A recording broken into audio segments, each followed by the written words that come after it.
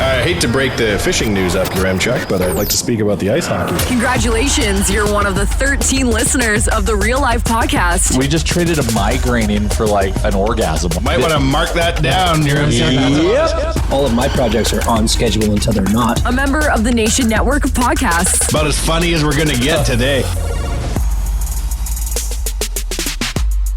Welcome into episode 257 of the Real Life Podcast. I'm Tyler Yaremchuk, joined by Jay, joined by Chalmers. We're also going to have a pair of guests on today's episode, couple minutes away from Jason Strudwick. Got some exciting stuff to talk about with him. We'll get some NHL takes, but also a bit of a new, Jay, do we call it a new business venture with Struddy or just new, a revolution in his coaching career, something like that? I don't know. I don't know what to specifically call it. Well, Jason Strudwick is getting into his own business of hockey training, and we're going to be entering into like a advertising relationship with him so he can educate our audience about what he's up to. He's really passionate about it, but also have him come on and chat hockey with us. Give him his takes. Former NHLer. He knows a thing or two. He's actually kind of funny too. Yeah, Struddy's a beauty. I've been, me and him have been kind of seat buddies at Oilers games this year. We sit like one table apart. So we're always exchanging looks and thoughts on the game. So I have a couple Oilers questions I'll hit him with as well. Before we get to that though, this episode is brought to you by Oodle Noodle, 14 locations in Edmonton. Check them out on Instagram for all your noodle related meme content at Oodle Noodlegram. We're usually tagging them in posts and stuff. So if you follow us at Real Life Podcast, you can find Oodle Noodle there pretty quickly.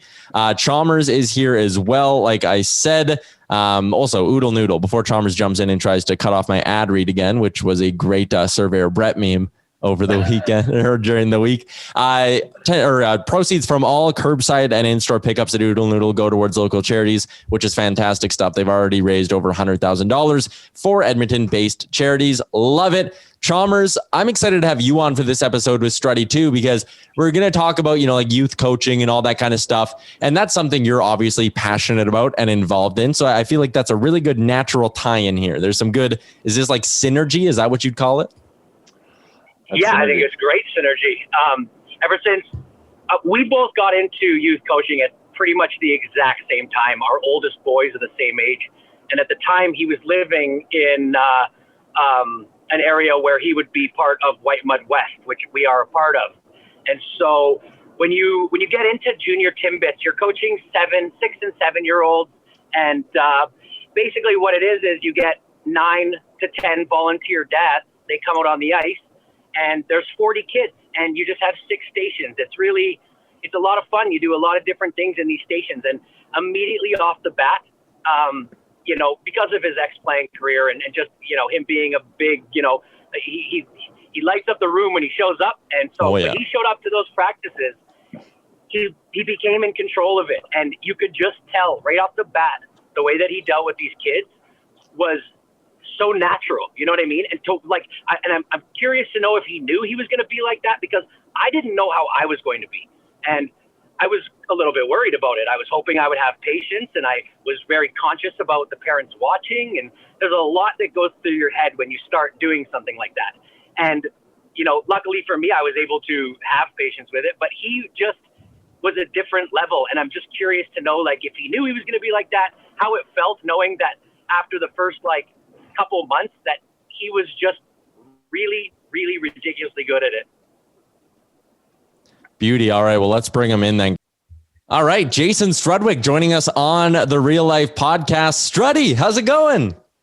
I'm good. How's everybody making out today? The weather's nice, Struddy. It's ODR season again. I feel like it's a whole different breath of fresh air when you step outside and it's only -6 instead of minus 30. I can finally take my dog for a walk. Well, we'll take the kids for a walk, get them outside. That for me was the hardest part, right? Is that we were going along pretty well when everything was shut down, and all of a sudden -30, you can't get the kids outside, right? I don't want to go outside. How can I send them outside? So now that it's warm again, you're right. ODR, you go out to sledding, cross-country skiing, where there's lots of options now. So it's pretty awesome. Yeah, you're a big cross-country skier, aren't you?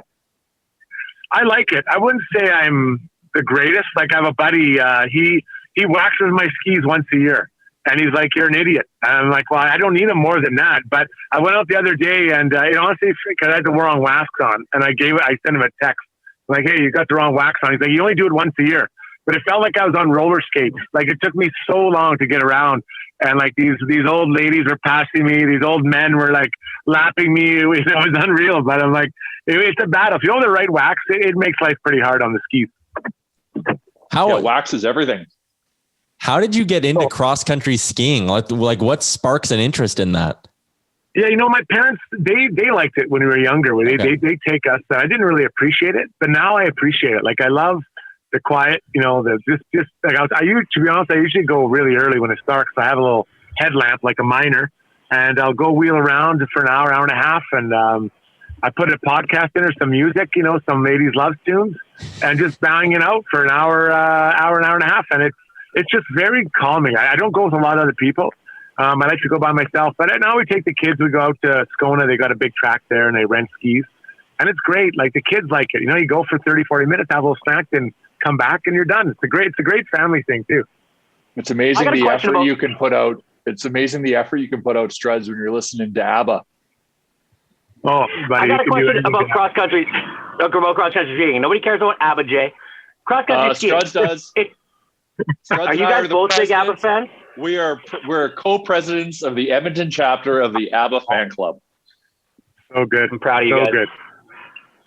So my question about cross-country skiing is, I've always been scared to go on it, just like when I started getting into like mountain biking. And how do you know you're not going to get lost? It's not like there's just trails you can look at. And if you start going, how do you know it's going to make like a loop and you're going to end up back where your car is? Or like, how do you basically research your routes and stuff like that? Okay, well, it's not like we're breaking trail. I'm not out there growing a beard with wood on my back and some flint to start you fire. Made it sound like it's with your miner hat. Well, that's because I go in the morning. I like going when it's dark. It's just so quiet and peaceful. You don't have to do that. So there's a track, and I kind of know the trails, and it takes you for a loop, right? Even out at Strathcona, they have loops. There's signage. It's just like regular downhill skiing. There's all the signage set out. You could get it figured out. It's not. I mean, if I can figure it out, anyone can figure it out. Love it. All right, okay. I'm going to get this conversation back towards hockey now. Struddy, one of the reasons we wanted to have you on, something you're getting started here, VR training, vision VR training. Tell me a little bit about what you've started up here and what you're involved with. Yeah, so it's called visionvrhockey.com. That's our website, visionvrhockey.com. And I was introduced to it by a friend in last spring. And what it is, it's virtual hockey training, virtual reality hockey training. And I went over to his house. I'm like, I don't even want to do this. Like I was on the north side. I was worried about, getting beat up like I used to get beat up at Florida. And I'm like, okay, fine. I'll go and check it out. Within 20 seconds, I'm like, I love this. So what the idea behind this is that a guy in Europe in Czech started it. And he felt like his son could skate and shoot and pass and all that stuff. But there's no way to tie together. And as I coach a lot of young hockey players or different age hockey players, and, you can create drills to set up all the things I just talked about and work on those skills. The problem is put it all together. And, even if I set up a perfect passing drill where we're now thinking about the options and who we're going to pass to, everyone in that scenario is not perfect. So I could pass to Jay, and Jay might give me a bad pass back or not handle my pass, and the drill breaks down on that. Yeah. Well, I've seen you play. It's probably it wouldn't happen. But in this scenario, everyone is perfect except for the user, and it's amazing. And I've had all my three kids have been on it, and I've seen a change in them because it's making you recognize that actually you get your head up. Number one, if your head's not up, they're going to take the puck away from you right away. But then you look up and you have to remember, okay, what color was this guy? Was he red or yellow? And then I got to pass to those people. And there's defenders out there that are moving through your screen, and it's such a neat way to complement on ice training. And let me be clear, it doesn't replace on ice training and, or going out and shooting pucks outside. But what it does is it supports that in a way that coaches can't. For instance, you can set up a situation on a power play 5-on-4, and you can be any one of the positions of the 5 on the power play. And they're going to put you scenarios where you get the puck and everyone's moving, and you got to figure out who's open and what the right pass is. So to set that up in a practice, it's really hard to keep 9 players' attention, to make sure that the passes are always on, and for that person to make to be able to make multiple decisions. And, in this scenario, in a 1 minute time frame, you might have to make 25 decisions. There's no way a hockey coach can create that on the ice. So you're really it's kind of like training your brain on steroids. And I'm a big fan. So we've got to set it up now. It's up in St. Albert at No Limits Training. And, luckily we're one of the groups that can open up. And we've had a lot of success with people coming through. And I mean, like I said, I did not believe in this product until I tried it. And this system now, I see the difference. And I've seen changes in my oldest son, who's 9, with his ability to read and react and make choices quicker than maybe, we would have just a few times, a few sessions before. Something you always hear too is like, oh, you can't teach hockey sense. You can't teach hockey sense. To me, like hearing you describe this almost feels like, when you're on the ice, you're working on the physical side of the game, but this is a way to develop a young player's like just general hockey sense and their ability to think the game, right? Yeah, that's right. So in hockey, there's so many things that can happen during the game. It after you play for long enough, the same events happen over and over again, right? Like it's a 1-on-1, it's a 2-on-1, it's a 3-on-2, it's a 3-on-3, it's a power play, it's a penalty kill. You're trying to make a pass to a guy, leading him rather than passing to where he is now. All those things. So what this system does is it gets you to see those things like hundreds of, maybe thousands of times before you get on that ice. So it's like visualization. I used to do a lot of that when I played. I'd see a 2-on-1. I knew I was going to play it before I even got on the ice. So it just becomes so natural. Oh, this guy's going to take it. He's a right shot coming down the left side. I'm going to give him that shot. Oh, he's now a right shot coming down the right side. I better take that off. So it just, before you get into a game situation, you've already seen it.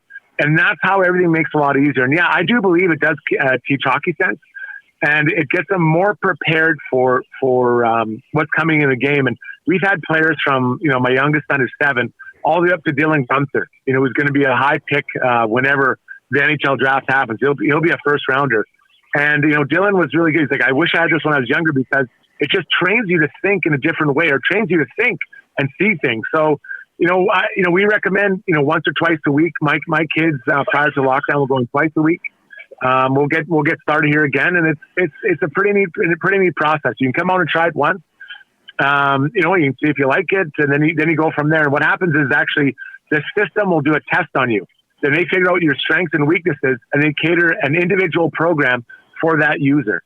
So I mean, it's pretty amazing how this thing just keeps working on your weaknesses, and then you'll find an uptick in your game when you do get on the ice. Yeah, I was going to say, like, when you first read this, it kind of almost pops into my head, like, okay, this is for like the elite of the elite. But I guess the nice part about this being, a computer program is that you really can tailor it to, like you said, whether it's a 7-year-old who's just trying to, get a better understanding of some of the basics, or someone who's literally getting ready for their NHL career. Like, you can really customize this to the player, right?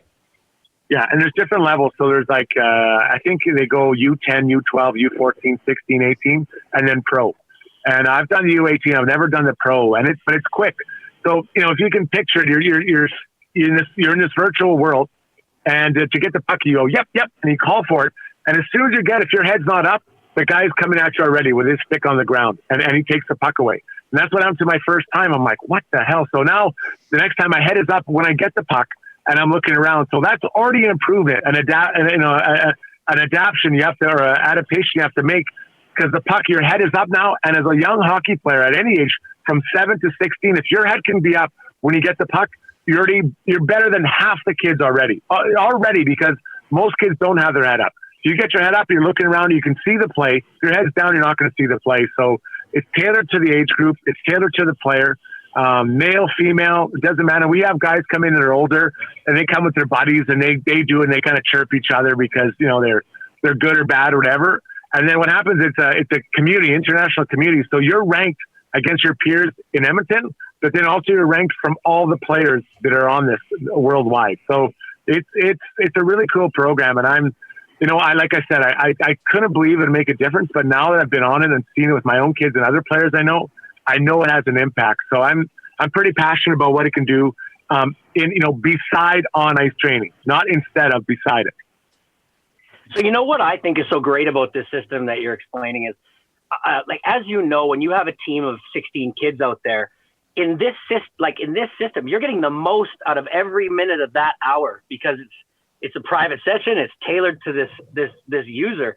And when you have 16 kids on the ice, as much as we try, there's going to be some standing around. And that's what I think is like such a big advantage of this kind of system is like utilize every hour of that training, and the kids are never bored, and they're going to be excited to go back when that's the case. Honestly, for them, it's like a video game. Like, let's be honest, kids today, they love video games, they love electronics. So instead of fighting that feeling, we're trying to do something that they do enjoy. And you're right. And the problem, like with the practice, the reality is, you know, how many decisions do players actually have to make in a practice? You know, there's not that many. You can set up a few drills, maybe a 2-on-1 or a 3-on-2 or maybe a breakout. But we're talking probably 15 or less decisions in an hour practice.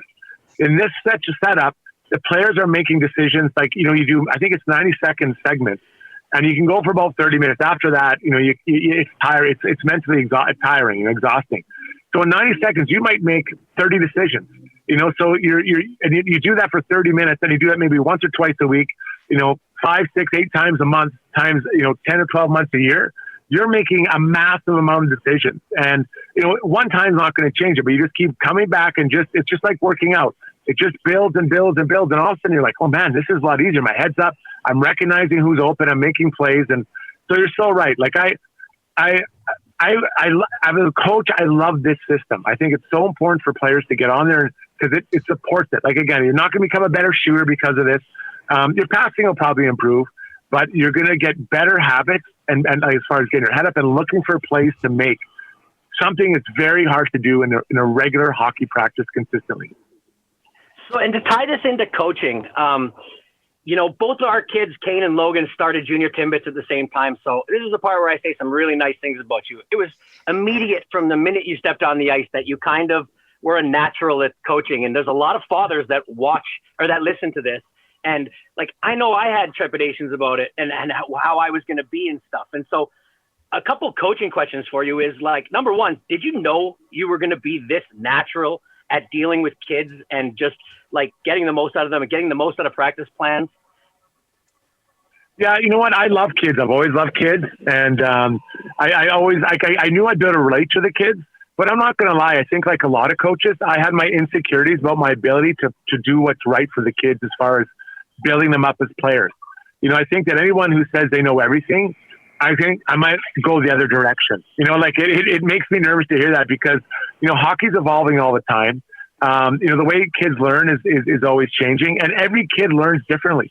You know, I've coached some kids that I can show them a drill. I can explain a drill once verbally, not even go to the board, and they'll get it. Other kids, I have to explain it and use the board. Other, I have to explain it, use the board, and demonstrate it. And then there's the fourth kind where I have to explain the drill, use the board, show them the drill, and then literally guide them around the drill, and then they'll get it. So, you know, it is, I have my own insecurity when it comes to coaching. There's no doubt about it. But I have my thoughts on what's important in the game and how to work with it. And I try to be consistent in delivering that every practice. You know, I see some coaches like, you know, one day they're working on passing, the next day they're completely changing it to skating. Then they're completely changing it to this. I think, you know, if you can have a plan for the month, this is what I'm working on.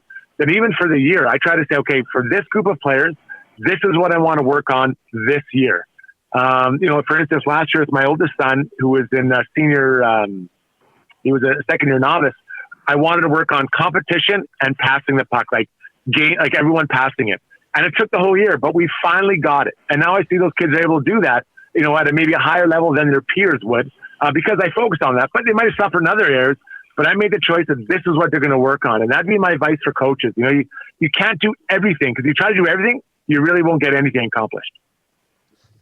I'm sure you've gotten this question. I'm sure you've got this question a lot, Struddy, but like when you were playing, did you kind of have a feeling that you wanted to eventually move into coaching? Did you kind of know that like you would have a knack for it? And I guess the second part of this, did you ever imagine that, you know, you'd be working with young kids like this and helping with that part of sort of the developmental process of a hockey player? Yeah. So when I played, I mean, I wanted to coach. I mean, and when I was retired, I had multiple opportunities to go start coaching the American Hockey League. You know, the assistant coach. That's kind of where a lot of guys start, right? The assistant coach in the minors. And I actually had to say no. And the reason why is I wanted to be home with my own kids. You know, when you join the coaching ranks, it's a very selfish profession. and that you're gone a lot, and even when you're home, you're gone. Those guys put in long days. So I made the choice not to do that. So I've rededicated that passion for coaching into my own kids and then other kids that come. I work at a couple other schools here in the city, and I run a D-man camp. And I never thought I'd be this into it. Like I absolutely love it. And nothing gets me more like I go back to last year. I wanted the kids to pass the puck and connect. Like that's the point of what we had for half ice hockey. And by the end of the year, we were passing it around teams. We're not making 1 or 2 passes. I'm talking 4 or 5 passes and then a tap into an empty net. And that made me so happy. Not the point that we were, beating teams or that we were scoring, but just that they got what I was trying to do. And those things are now implemented on their brains. Right. And I love that. I love coaching. It's so much fun. People say there's bad experience in hockey. There's bad experience in every sport. I mean, you go to anything, you hear people, oh, this coach is crazy, or this parent's crazy, everywhere. So I think you make the experience what it is for you. I have a certain way as I behave, and I try to follow it. I ask my players and parents to follow the same guideline. But hockey is or team sports are such a great way to learn about life. And that's what I love about the most. And my kids will go through it. My daughter plays, I don't know how much she likes it, but she likes being there with her friends. And then while they're there, we try to teach them to raise the puck, so it works out pretty well for everybody. Well, you definitely buried a lot of goals on our team last year with a very disciplined box. I did notice. I could tell you guys were working on that stuff, and it made me crazy when my kids started running around. But no, it was fun. So I just to progress it a little bit further into like rinks opening up now. I want to ask your opinion about when Hockey Edmonton decided that they were ramping back up. Were you someone that was really active and for it happening with the restrictions that it had, knowing that it was going to be a lot of work to get this back going? So, when it was all going on, I had people call me like, you got to call Hockey Edmonton and be a voice for the players. I'm like, you know what? There's something going on a little bit bigger than hockey right now. Let's let this play out. And when they're ready, they'll get it going. And then as far as once they decided to open up, I was like, I'm on, let's do it. I'm good to go. So, is it difficult to coach through the mask? You better believe it. I've got a list. I've got a lot of issues. I have whistling teeth. I have all kinds of problems. Then he put a mask on me. The kids, I don't even think they know I'm talking English right now. I'm learning actually sign language so I can try to coach them through that way. But you know what? Anything is better than nothing. And not because I'm looking for my son to become, a great player for the U of A Golden Bears. I want him to be with his friends. I want my daughter to see her friends. I want my other son to have experiences with his friends and it feels somewhat normal, even though it's not that normal. So I'm like, if you can open up for one day, I'll take the practice. I don't care. I'll take anything. So we're back in there. And yeah, it's difficult. 10 people on one side, 10 on the other, trying to keep the kids apart. It's not easy. And 10 feet, yeah, it's a challenge. But I think we all have to be patient with first the city, number 2, the coaches, and number 3, the players, because we're all trying to figure this out. I mean, imagine trying to run a practice where kids have to be 10 feet apart and maybe they're 7, 9, or 15 years old. It's hard, but we're doing our best. Like everyone should go into this, like, okay, we're trying to do our best. If the rink attendant says you're a little close, I'm like, okay, you told me that the other day. I'm like, okay, because the kids went and got water. I'm like, okay, I'll try to keep them apart and I'll learn from the next time. But I mean, no one's been through this. It's such there's no script for this. But I'm loving the sports are opening up again. So our kids, for any sport, can have some sense of normalcy with their buddies and being out there and feeling like they're wheeling around, going like McDavid. Oh man, it was the best seeing them on the ice for the first time. I lost my voice in the first practice, just trying to yell through the mask and having everybody so spread out. But you have my email address, and I'm telling you, I used up all my good practice plans in my first 1 hour practice. So if you have any practice plans you'd like to send me over, I'd really appreciate that. I'll send them over. The problem is you probably can't read them. They're like me talking through a mask. My handwriting's awful. I'll send you what I got, though. It's hard. I know. We also were told by the rink attendant they were a little too close, but whatever. I'm just so glad to have it back. You're so right about the bond between those boys. Just seeing each other and seeing their faces light up. It all went away, anything that I was worried about. Struds, I want to tell you that the passion you have for this translates through your speak. And I think listeners will feel kind of the passion you have for coaching and also the this VR training that you're getting in behind. So it sounds super, super exciting. So good for you, buddy.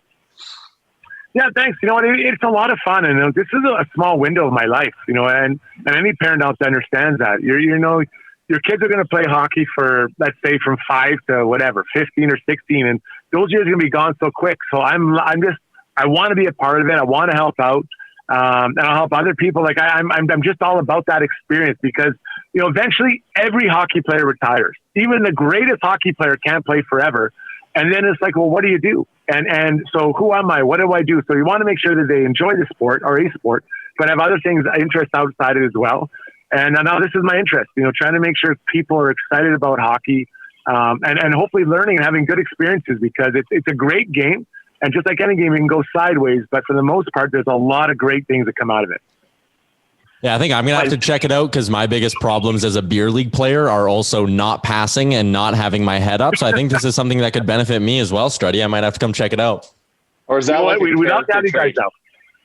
Yeah, we love to have you guys out. And that's the thing. Like I'm a huge believer in passing. Like I think passing is a real underrated skill. You really don't see a lot of passes on the Instagram, right? Everyone's dangling with their stick in the air, throwing it in the air like a baton. Like I don't get that personally, but if it makes you excited, then go ahead and like that on Instagram. But passing, just think about when you look at the Oilers. Think about Bouchard, the way he passed the puck. Think about Bear, where he passed the puck. The way Draisaitl passed the puck. They make it look so easy, and the game is so easy when you can move the puck like that. But no one's liking that on Facebook or Instagram. So we got to get these kids to understand that passing is so unselfish, and the more you pass it, the more likely you are to get time in the offensive zone and a chance to get the puck back. Look at the Oilers power play. Like they zing that thing around. It's tape to tape. The puck's not wobbling around like they're throwing grenades around. That's why that power play is so good. But they've worked so much on their passing. So I'm not saying you can't work on your skating, or you shouldn't work because you should. But to me, anyone who go to outdoor rink, I'm not going to be able to say, hey, Remchuk, quit work on your mohawk turns, go work on your shot. Every kid works on his shot. Let's work on the skating and specifically the passing, so we can get in those positions to take those shots that a young Tyler Remchuk with those big guns worked on all the time. Yeah, exactly, Struddy. Listen, Struddy, I think honestly, man, you should write a book just seriously on time management. Like the fact that you're helping out with schools, you got this VR training, you're coaching, you're doing radio, you're doing TV. Like you have a successful wife, a successful businesswoman. Like it's very impressive, man. You're like a super dad. It's pretty cool. Yeah, thanks. You know what? I've been very lucky. Like post-career, I've had a lot of neat things happen. Even me, like all the guys from Oilers Nation, that they always have, we think back to some of those Dr. DJ suitcase parties we had, and it's always fun. Like, it's just like, I've been really lucky. A lot of the stuff I'll do is, on with Gregor, it's a lot of fun, except when he gets yelling about cutting yesterday, pulled RV stick down. Other than that, everything I do is a lot of fun. Like, I'm very fortunate. And I think that, if you find something you're passionate about, hopefully things funnel into there so you can kind of just keeps taking on a life of its own.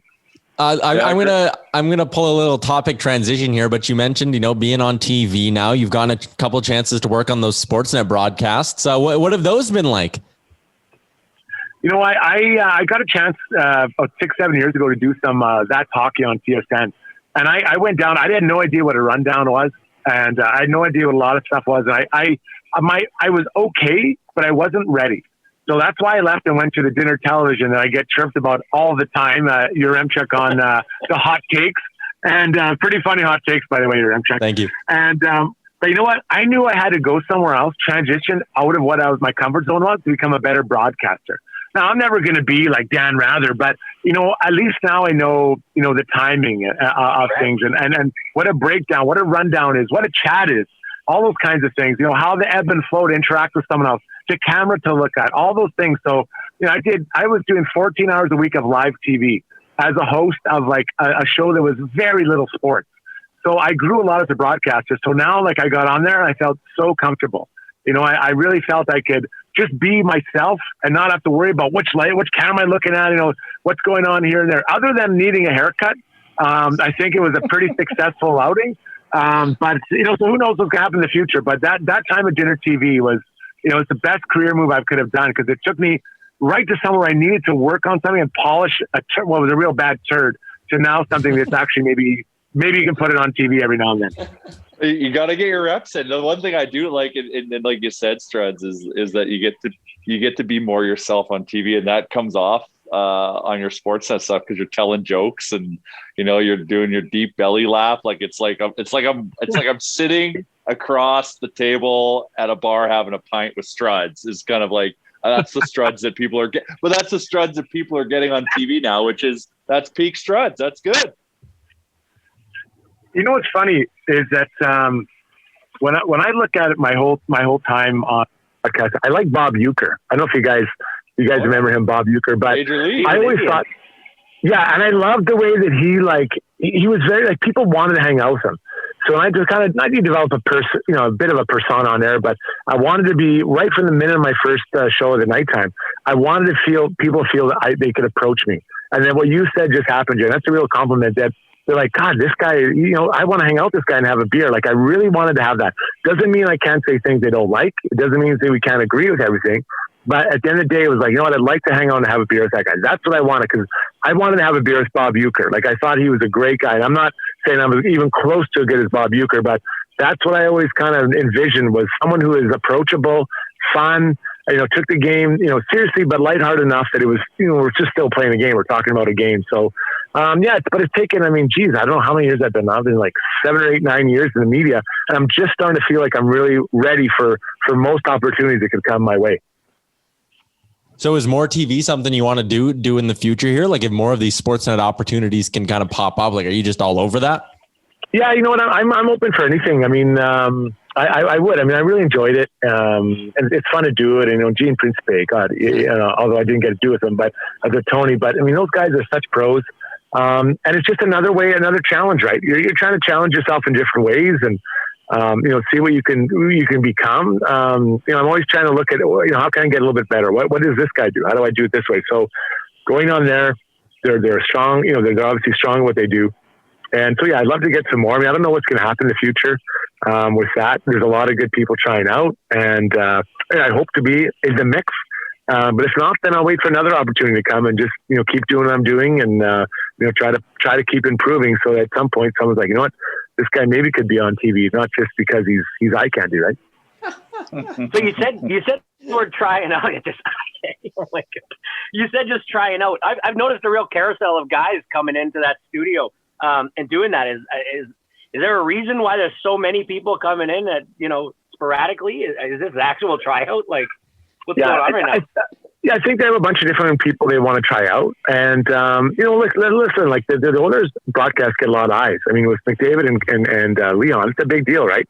So they want to see something that works for them. And, this is an odd year. You're sitting in the arena talking about a game that's happening in Montreal and you're in Edmonton. Like, it's so different. So I think it's just a time to, I don't want to tell them I don't know exactly what to do. My sense is they're just trying to see what fits for everybody. So, who knows what happens this year as far as that goes. But, if the opportunity came up, I would love to continue to do more of that. So we'll just see what happens. Let's before we let you go, Struddy, we won't keep you too much longer, but I want to talk a little bit about some big headlines around the Oilers. And you mentioned Evan Bouchard a couple of minutes ago and just how well he's been moving the puck. I've said it now a few times that like this guy's shown enough to me that he shouldn't come out of this lineup for a decade. Like he's an NHLer in my eyes. What's been the most impressive part about Bouchard's game to you? Well, I'll disagree with you just on that one part. Is that what happens a lot of times with these young players is that the first 10 games are great. I always found it was 10 games. And then all of a sudden, like, holy shit, I'm in the NHL right now. Like, I'm playing against Mark Scheifele or Blake Wheeler or whoever. And so there can be a bit of a, not a drop-off, but there can be like a change in their play because they kind of get settled in. So I think that my Bouchard, they have lots of good right defensemen, and there may be times where he does come out. But as far as you're talking about his next 10 years, this guy, he brings something the Oilers haven't had in a long time, which is someone that really moves the puck well, like sharp, clear passes that like not just from the goal line to the half wall. I'm talking like he made a pass and then Ramchek, you're beside me. It was came in across the blue line and he saw Connor McDavid do a big loop and he looped all the way down to the middle and he hit him with a pass on the tape in stride. Like that is just sick hockey to have that done up. So it's very subtle. but it's just a beautiful thing. So, he gets the puck through from the blue line, and Remchuk, you made a good point that every time he takes a shot, we should have a shot because you'd be buckled by the end of the second period. And he's great at getting it through. I love that he shoots it high because you can tip it. You can tip it as a guy's harder to defend with a higher shot. And his defensive game is going to come and go. He's a young player. It took a while for Darnell Nurse, who's a defensive type player, to figure it out. But they figure it out. Playfair is a good coach. So I'm really excited about him.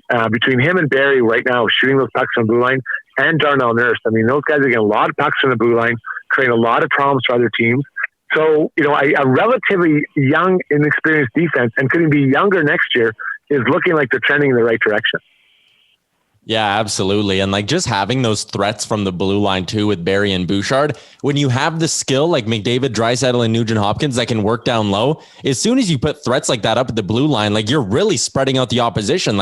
People talk about having a big winger on Connor McDavid's line and how they can create more space for him, but having a booming shot at the blue line can also in a way create more space for McDavid as well, right? Yeah. So what happens is now everyone just crunches down, right? They have all 5 players. They play in the tight around, whatever they call home plate, whatever you want to call it. So that means well below. So the wingers on the defensive side are well below the top of the circle.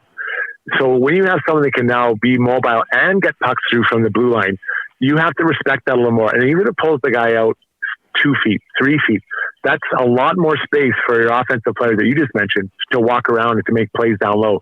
So it will open it up a bit down low. Then what happens is you get maybe beat down low.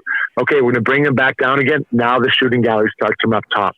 So it's really something unique. And I think what I'd love to do for the Oilers is a way to get a shooter on each line, right? So right now Barry and Nurse play together. I'd like to, and not that I don't like that pairing, but I'd like to see those guys broken up because those guys get shots through from the blue line, as does Bouchard. If you have one guy each on each pair, they can really get shots through from the blue line. Now every line gets the benefit of that, right? It's hard. I recognize that's hard to do, but when Bear comes back, maybe he jumps in there with Nurse, and then you put Barry somewhere, then you put Bouchard somewhere else. But if you imagine 3 guys that get pucks from and jump in on the play, because all 3 of those guys, they love to jump in. They'll get down below the tops of the circles as well. It's just complete chaos. And I can tell you, the defender, when a D-man jumps off the offensive blue line, it comes into your zone, and you're like, oh my God, why is Barry down here? Where's the guy I'm supposed to be covering? You're looking around for Hoover and McDavid. Meanwhile, Pugliarvi's got the puck. It's so chaotic. So that is a real dream, and that's how you get those long offensive zone opportunities. It can't just be the 3 forwards. You need your G-man helping. So I think that to try to split those 3 guys up would really be key. Last area I wanted to touch on with you is, and Ryan Rishaug kind of made this a big story when he sent out those tweets the other day, but the Ryan Nugent-Hopkins contract. I'm of the belief that he works well with this team. You find a way to get a guy like that done. For you, do you think they need to be careful with this negotiation, or do you think Nugent-Hopkins is a guy that, you don't haggle over $250K with? You just find a way to keep him here forever? Well, let's review what he does. So he plays on your top line as a winger. He could be arguably a decent 1B center if needed, right? He's on the power play, good passer. He's on their top penalty killing unit. He's been quite durable. He does a lot of things. He's good in the community. You never hear a problem about this guy. So he makes so much sense for the Oilers to keep him. There's so much sense. And then those that say, well, just let him walk. And we're not going to pay him, one dime over this. Well, I get that. But who takes his spot? I get frustrated. People say, get rid of this guy. He's the worst player ever. Okay, who's going to take his spot? Already some people are saying, okay, get rid of Tyson Bear. We have Evan Bouchard. Okay, but now you go down, and if Larson leaves as well, now you're down to 2 right shot defensemen who between them might have 200 NHL games. Are you prepared for that? Are you going to go in the market and add a guy through trade? Or are you going to go for free agency where sometimes you see a pretty bad deal being made?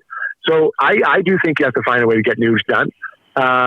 The thing I think that works in Oilers' favor is the flat cap. I mean, I have a hard time seeing the cap change anytime soon. It just is not going to happen, in my opinion. I think it's going to be flat for a number of years. So, you're going to say, okay, News, we want you. We want to figure this out. What works for you? So you might have to go a little longer on term if the dollars aren't high. And I think that for the Oilers, I don't mind the longer term. Nuge is going to be, even if he, let's say in 5 years, he's unable to be on a top 6. The guy can be a third line center and kill penalties for you still.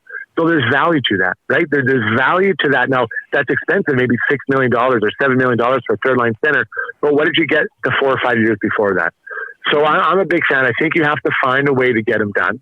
But it has to make sense. Like if it starts with an 8, I start getting a little worried just because not in a normal time, maybe you can make it work, but with the flat cap, that's what makes it tough. And you're going to see, I think this summer, a lot of players that go to free agency are going to be disappointed in their numbers because teams are up against it. And that's good for the Oilers because they have quite a bit of cap flexibility this summer. They're going to get discount deals. Like Dominic Cahoon, I think that guy is really important for this team. He skates, he works hard. He works way harder than I expected. I didn't know. I thought he might score a few more goals, but he brings tempo to this team, and he got him on a really good deal. You'll see more of that this summer for sure. Yeah, Nuge is like, and just like Joe Thornton is the proof of that. And I'm not saying the Nuge is Joe Thornton, but when you think the game at such a high level, it buys you so much more of a length of career because you're not in the league because you're fast or because your hands or because you're right. Like sure you have all those attributes, but if you can think the game at a level that Nuge has, you're still not going to be upset in years 5, 6, 7 of a deal when he's not as fast as he was or whatever it is. Like the guy thinks the game at such a high level that he will still be effective regardless of what stage he is in his career. Yeah, I think it's just got to make sense, right, as far as the money, but I think they can find somewhere. Because why would Nuge want to leave? You have two of the best players in the league. You see Evan Bouchard coming. You see Bear. You see Dylan Holloway, who I think will turn pro after this his college season. His teammate is. You see Raphael as well. Like finally there's depth. Ryan McLeod, I didn't even touch on him. All these guys are starting to come. Why leave now and go somewhere else? Yeah, you can maybe get more cash somewhere else. But he's already made he's got to be close to $40, $50 million already. Now you drop it another 6 times 7 or whatever it is. I mean, he's a $100 million guy. So, to win a championship with these two guys, especially, the big guys are locked up, I think that makes has a big impression on them. Struddy, we covered a lot of bases with you here today. Appreciate your time. One more time, the website again for the Vision VR training. What is it?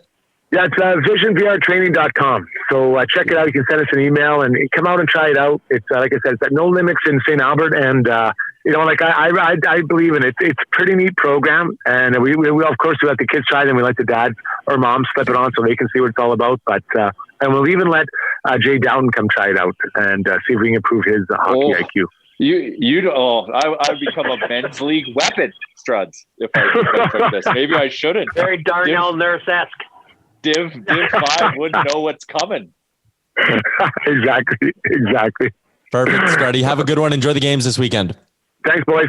There you go. Thanks, that is Jason Strudwick, former NHLer, joining us on the Real Life podcast. Former NHLer and friend of the nation. Who cares, former NHLer? Former Oiler. Oh, yeah, former Oiler as well. Former Oilers defenseman and former Oilers forward. Remember that run he had as a winger? Oh yeah, he's a Swiss Army knife, that guy.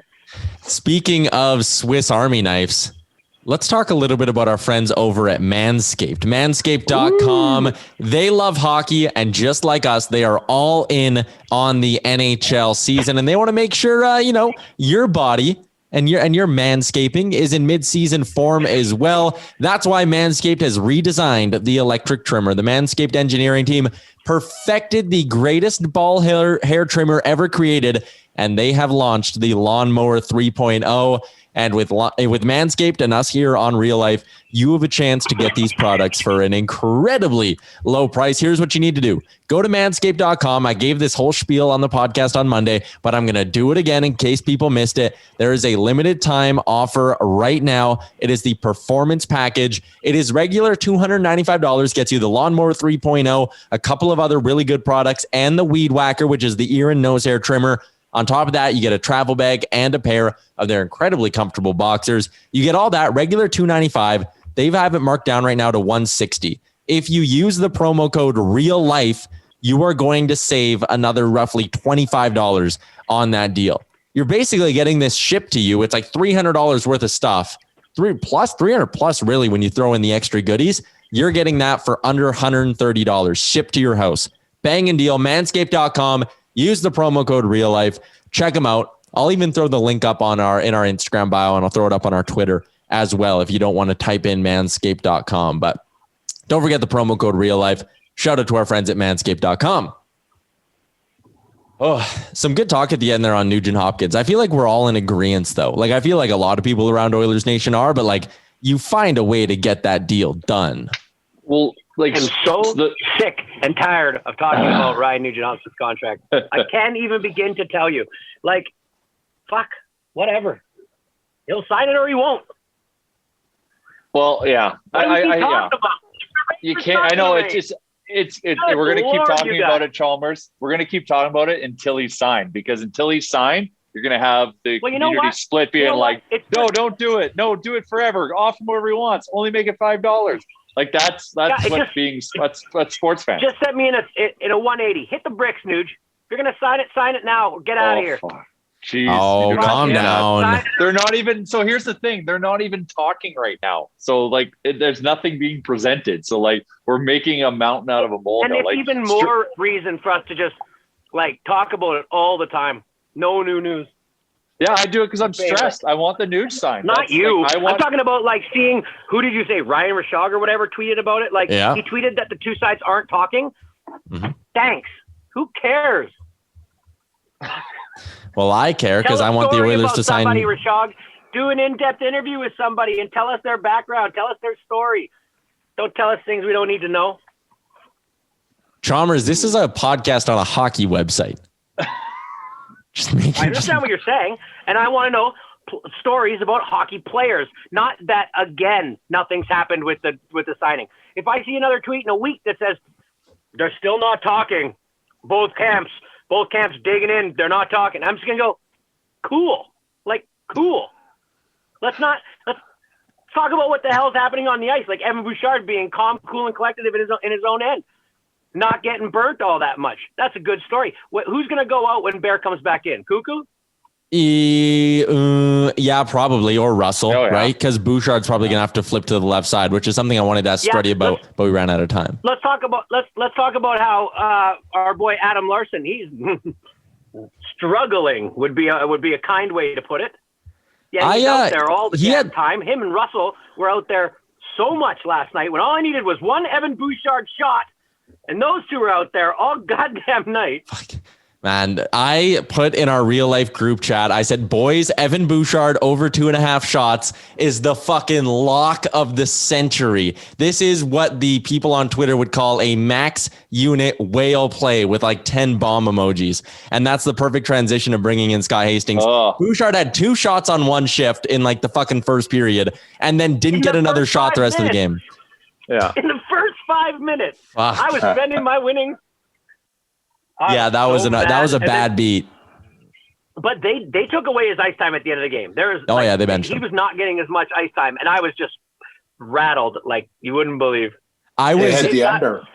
Hastings had the under. You faded your uncheck? No. The coach. Oh, the coach. The coach had, yeah. Yeah. 2 shots. That's enough. With the bench. That voice you hear is Scott Hastings from Oddsshark.com, Oddsshark.com.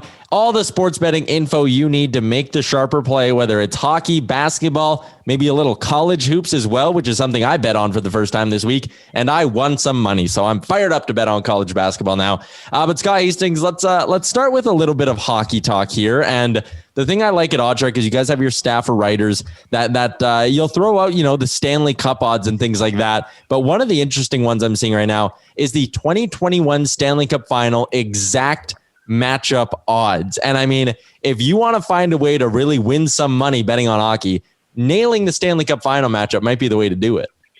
Yeah, well, the favorite is 18-1. Like you can't argue with that. That's it's a very risky bet. So there's two matchups, I guess, that would be tied for first, and it's Colorado versus Tampa Bay and Vegas versus Tampa Bay, which obviously makes sense. The winner of the West versus Tampa Bay. Fair enough. I think that's going to be interesting to me this year is the whole the fact that they're not doing the normal East versus West, right? Like we could get a Tampa Bay Toronto Stanley Cup Final. So that almost adds a little bit more risk into this bet where you're not just picking an East winner and a West winner. Like you need to try to be thinking about, seeding and where everyone could finish. Like it could be real complicated trying to figure this out. But is there a matchup you kind of like? Well, I think you played right into it. And I would be leaning towards Tampa Bay versus a team out of the North, because the way to get to the the semifinals or whatever, after you win your conference, the North Division and whatever they're calling it this year, it's based on win percentage, not points, if they don't play all 56 games. So obviously we're seeing a ton of games being postponed and a lot of shenanigans down in the States. So that's a very high likelihood that we're not going to see all 56 games played by some of these other divisions. So then they'll just go by win percentage. And I look at that Colorado and Vegas division, and they're going to be beating up on each other. Arizona's going to sneak out a couple wins.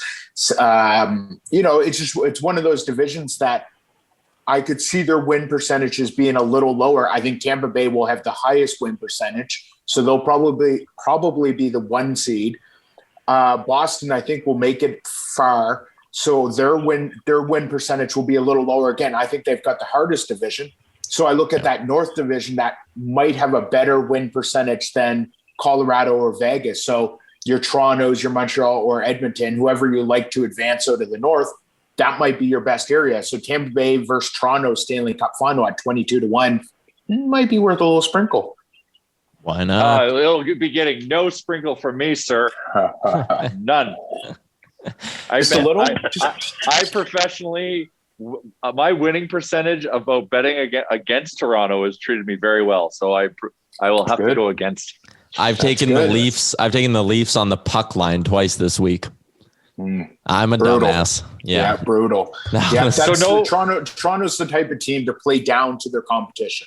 They'll play up when they know they're in a tough game, and they'll play down to. It's almost like they go for afternoon beers, which I don't have a problem with, but show a little tenacity out there and score that empty netter every once in a while. You got to be like Michael Jordan, crush 10 beers in the golf course, and then drop 50 that night. That's right. So, Scotty, heavy is the head that wears the crown. After last Thursday, you gave us a parlay. Me and you, we talked one out, and I won on a three-gamer that we came up with that Thursday night, to the point where now I posted it, and I have people coming to me and saying, listen, we didn't listen to it in time. We didn't listen in time for Scotty's picks, so I need you to DM me Scotty's picks. So what are we thinking for this week? Yeah, I know. I got friends of mine DMing me, like texting me saying, dude, I'm not going to be able to listen till later tonight. So if Scotty has any good picks, just let me know. So there's pressure now comes with winning. So let's do it. What are we thinking? Well, I think the pressure's on you for winning. The pressure's not on me. No. He's just tailing. I said the Oilers, and then I said the other team, and you said, you know what you should throw in? You should sprinkle. No, you said Carolina. I said the Oilers, and you said sprinkle in the Winnipeg game because they're a heavy favorite, and I was like, that's always the one that loses. And it was the Carolina game that was tight, but it won. And so it was a group effort. I don't have any pressure. But you're middlemaning here, so I'm going to say you take the blame if we lose and not me. I'm not.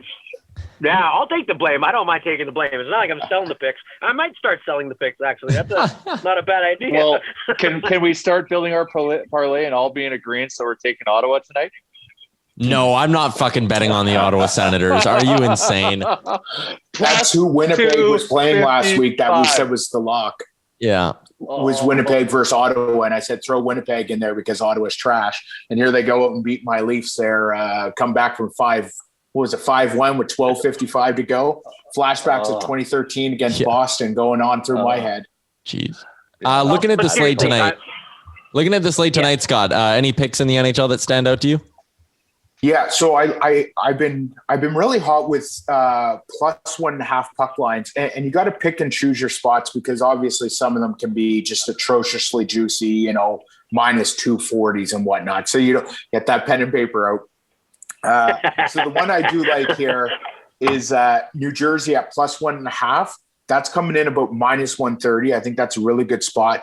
Boston just has this tendency to play really tight games, and I've liked New Jersey this year. I think that the little COVID stoppage hurt them. They were starting to get on a little bit of roll, and they're young guns. Jack Hughes, I've been very impressed with him early on. So I like the Devils +1.5. I like Arizona over the Kings. I don't think much has to be said there. They're about -160. And we got to have a underdog pick. So I like the Islanders at even money over Pittsburgh. So there's your little 3-team parlay that you guys can take to the bank. All right. Oh, what about Columbus over Nashville? Nashville's trash. I don't mind it.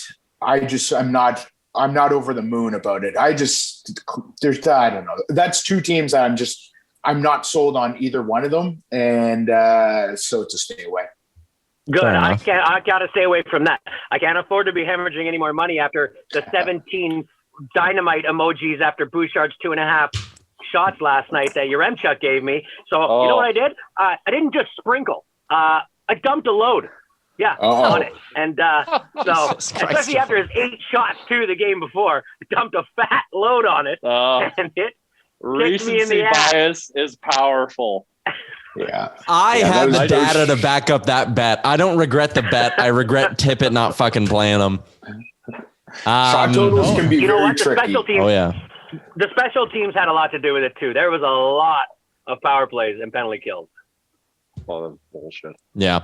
Okay. All right, Scott. The last area I wanted to touch on with you, I saw Bovada and Bodog. They have division winners in the NHL. They got like some updated odds on that. So you look around right now. Toronto's in control in the north. You got Florida and both Florida and Tampa looking pretty good there, and Carolina's in that mix as well. The Central seems incredibly tight now that I'm looking closely at it.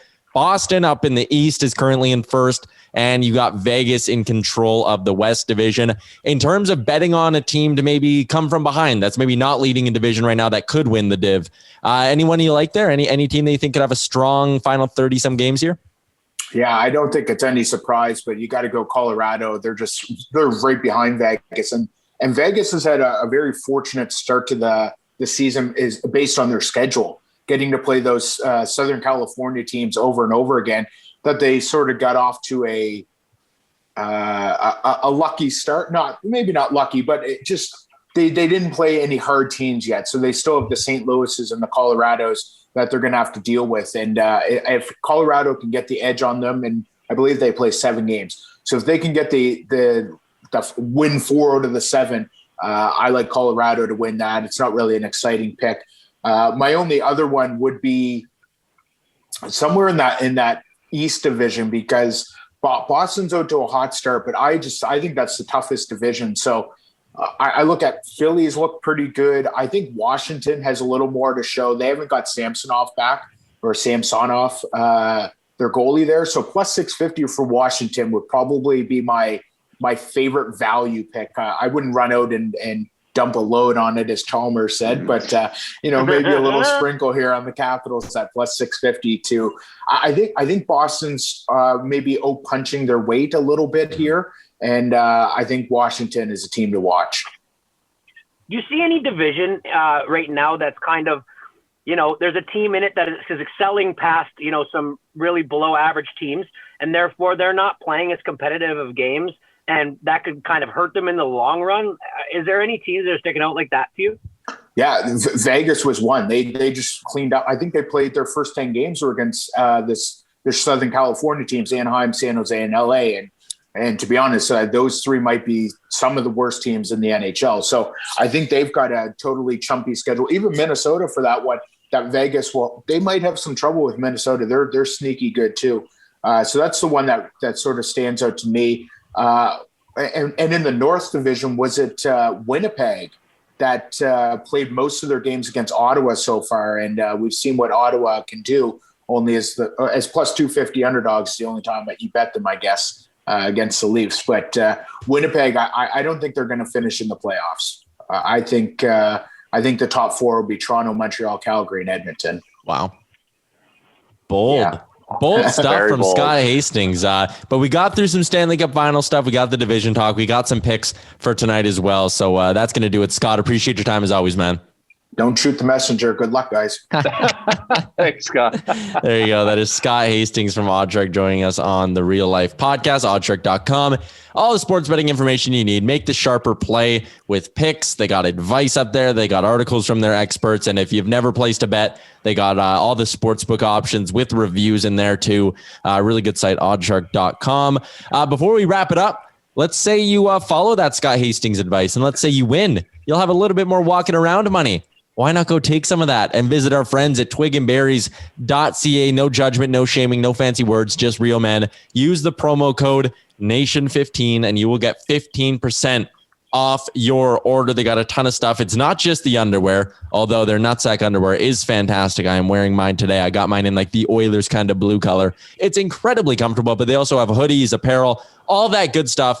twigandberries.ca, promo code NATION15 gets you 15% off. All right. That was, that hour flew by. I mean, I think we even did. Yeah, that was about an hour. I took Scott's advice, but I love to make it juicier. So I went Columbus instead of Arizona. So that's paying plus 569. You want to make it even juicier. You parlay the two of those teams on the puck line at -1.5, $10 into $80, huh? That's gutty though. Puck line, man. Puck line will bite you in the fucking ass. I'm already out of the comfort zone betting on teams I'm not paying too much attention to. So I'm just going to put all my eggs in the Scott Hastings basket with a little bit of a Jay Downton spin to get the odds up a little bit. So we'll see how that goes. But fair enough. How about Struds? Strud's a fucking beauty. Struds. I love Struddy. Guys, Struds. Yeah, great guy, Struds. Guy's a pro, man. Guy's a pro. Check that out. visionvrtraining.com is where you need to go to learn more about what we were talking about with Struddy there. All right, we're going to wrap this up because I got a lot to do still. Got to get this podcast out. Got to get ready for another episode of the DFO Rundown tomorrow. If you haven't listened to the DFO Rundown with Gregor and Sarah Volley, it is it's not an Oilers podcast. It's a general look at everything NHL. Through 3 episodes, we've talked to Jets head coach Paul Maurice. We talked to Kevin Weeks of the NHL Network, former NHLer Tyson Nash. And tomorrow we're going to be chatting with Brant Myers. And on Saturday morning, I can give away some of the guest list here because I like getting people hyped up. I believe we're going to be chatting with Haley Wickenheiser on next Monday's episode as well. So we got some good guests lined up. Check out the DFO Rundown. Check out manscaped.com. That promo code is real life. Check out Twig and Berries. That promo code is Nation15. We're saving you money and helping you win money with our friend Scott Hastings. This has been episode 257 of the Real Life Podcast, brought to you by Oodle Noodle. For Chalmers, for Jay, I'm Tyler Yaremchuk. Enjoy your weekend. Enjoy the battles of Alberta. Great job on making it through the entire hour of the Real Life Podcast. Don't forget to like and subscribe wherever you get your podcast from.